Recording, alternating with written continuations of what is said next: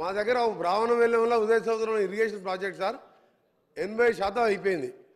200 కోట్లు పెడితే దాదాపు 1,00,000 ఎకరాలు నీళ్ళు వచ్చే ప్రాజెక్టు. 100 సార్లు మొదటిసారి మాజీ ముఖ్యమంత్రి గారు ముఖ్యమంత్రి ఉన్నప్పుడు 100 సార్లు ఇదే హౌస్లో అడిగితే 2 సంవత్సరాలు అడిగాం. ఆ తర్వాత రాజగోపాల్ రెడ్డి గారు పోయినసారి ఎమ్మెల్యే గారు 100 సార్లు అడిగినాం. 200 కోట్లు పెడితే 1,00,000 ఎకరాలు నీళ్ళు వస్తాయా అంటే ఇలా చేతులు రాలే. వీరు మాట్లాడుతుంది సార్, గౌరవ హరీష్ రావు గారు మాట్లాడేది ఈడికెళ్ళంట సూర్యాపేటకు నీళ్ళు తీసుకుపోయినంట. మూసి నీళ్ళు సార్, పిల్లాయిపల్లి కాలువ 350 కోట్ల రూపాయలు శాంక్షన్ చేపించి 5 ప్యాకేజీలు చేసి అప్పుడున్న 5 ఎమ్మెల్యేలు పంచుకుంటే ఇప్పటికి పూర్తి కాలేదు సార్. ఈయన గోదావరి నీళ్ళు ప్రాణాయిత అక్కడికి వెళ్ళి సూర్యాపేట తీసుకొచ్చినట్టే మీరు నమ్మాలి. నల్గొండ జిల్లా పోదాం సార్, అడుగుదాం అక్కడ పోయి. ఇంకొక చిన్న ప్రశ్న సార్, ఒక నిమిషం సార్.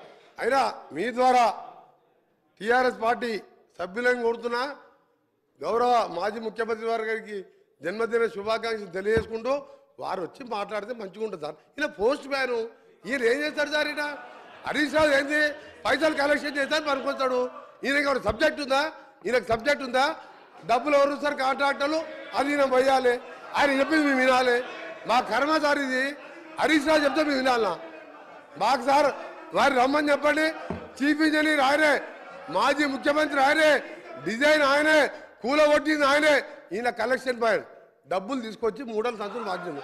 ఆయన మాట్లాడితే మేము వింటాం సార్.